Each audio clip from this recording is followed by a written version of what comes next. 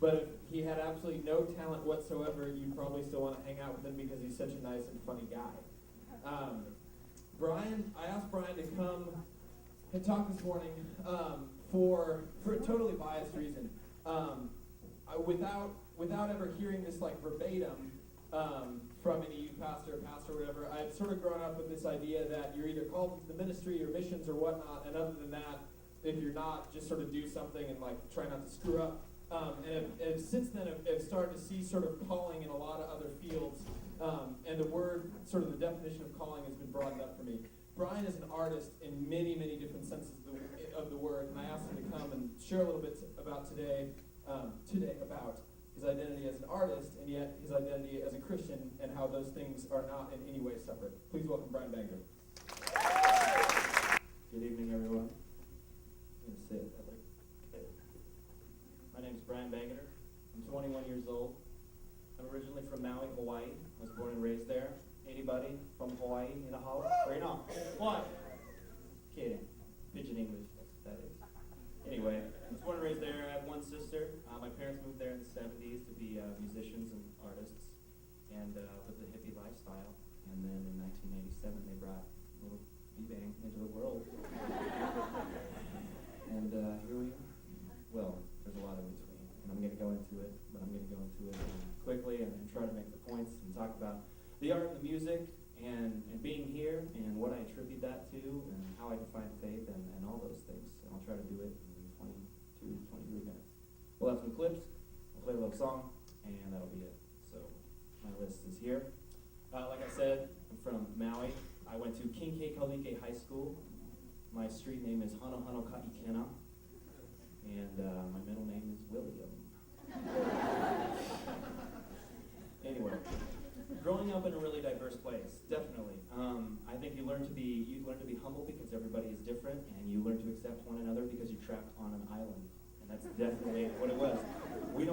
I think they're building a freeway now on Maui, but growing up, I had never driven on a freeway, never been on one, so we're finally getting one. But just a slow pace, laid back, that sort of thing, and growing up in that atmosphere. As well as having my parents. My dad's a jazz guitarist. He's played professionally his whole life. My mom's a singer and a piano player and composer. Meg and her get along real well as they're both doing the same thing. And so it was always in the house. That's how we were making a living. That's how, we paid for food and bought me clothes and all that stuff. So it was just what it was, just music, art, expression, just, do what feels good, that kind of stuff. And, music was cool and all that stuff, but I don't think I really, looking back on it now, really had a revitalized passion to play until I went to youth group in 6th grade. Pukalani is the name of the city where they had Puka Naz, and I don't know if you guys know people like Joe Abraham or Dustin Daniel Cretton, Amy Burkout, Sam Sear. Anybody know Sam Sear?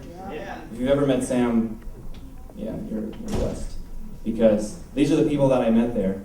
And not only were we hanging out and having a good time, they were playing music, and they were playing worship music, and both the energy and the message and what was going on totally turned me on to music and the message and what was happening. Ironically, I didn't really get that at home right off the bat, even though my dad had some cool guitars, and I just never took an interest in it until I saw it happening in church. And I don't know, it's just cool. Pastor Dale would lead, Wednesday nights we'd come and we'd talk, and then they'd have great music and great messages from local speakers, and sometimes they'd get people to come in from out of town, and I really, really took to that. I really enjoyed that. And soon after, I started trying to learn how to play drums. I play in a band now called Family Wagon. Some of you may know of us. And that's where that all started. I played drums, and I'd always try to go in and play and join in a youth group. And Joe was the drummer, so I could, I had to until he graduated and went to college, I had to wait. So I was always like, Joe, let me play drums, please, one song. And he's like, nah, bro, wait. I wanted to be a part of the energy, and I respected them, and I liked what they were doing, and it was just it was like my midweek meditation to be able to go listen to the music, listen to the word, get together with friends, and it just kind of set me on the right pace for the rest of the week. So I did that from about 6th grade up through high school, and then other things, starting to learn how to do film and more guitar, and I learned to play ukulele. I took Polynesian music one year, was rad, so it was cool.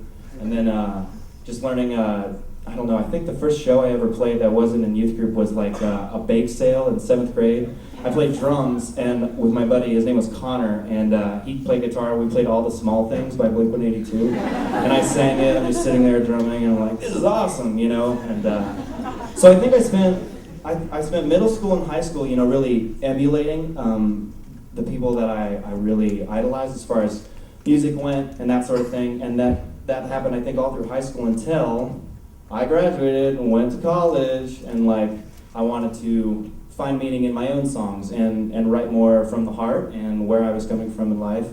And I think whether in art or you're an accounting major or whatever, like at some point, you know, you gotta kind of, I don't know, like find something deeper within yourself, where you're coming from, what you want to say, and that's really important. And I talked a lot with Blake and other friends just this week and last week just about the importance of the message. And if you're an artist, you know, you're expressing yourself, like what does it do, how does it influence people, you know, and it is an important thing, and it affects people, and songs do. Like me, I was playing Blink-182 in 7th grade, and you know, I thought those guys were awesome, and then now I don't think they're that cool anymore, and you know, things change. So I was really into, you know, doing the music, but then like, well, I have something to say here, you know, and I want to express myself. And so that's the music up through college, and now we'll go back a little bit. I started getting into film in high school. I saw Napoleon Dynamite at a film festival, and everybody knows it was great, it was awesome. He looks like Napoleon Dynamite. See, he just did it.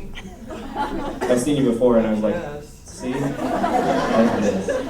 I don't know, something about that movie so simplistic, and yet the same things were starting to work in my mind about, using film as a way to get, you know, how I feel about a situation across, you know, meaning, message, that sort of thing. And how, you know, when you produce something and you show to people, you know, they're kind of, the audience, you know, is trusting you to give them a message and that sort of thing. So that responsibility, as well as that power, was really appealing to me.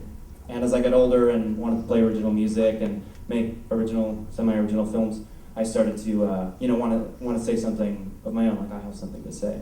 And I think the struggle definitely was like, well, what do I want to say? What do I believe? You know, can I invest myself completely in faith as a Christian and take on that persona? Am I ready to do that, you know? And it was always this balance of like, do I believe, how can I put my faith in something I can't see? Like, I think growing up it was like tangible, like it's gotta be right in front of me for me to believe in it and to like, that sort of thing. And if I couldn't see it, it's like, well, then you can't be there, you know? And then going into college, I went to New Mexico State, ironically, my freshman year, in the southernmost part of New Mexico. Las Cruces is the town, and I think it's the #1 town in New Mexico to retire in. And so, big, huge state school, like in the middle of nowhere, and mostly old people, and they're cool, so it's all good. But I was definitely going from Hawaii, tropical, like fish out of water, like literally.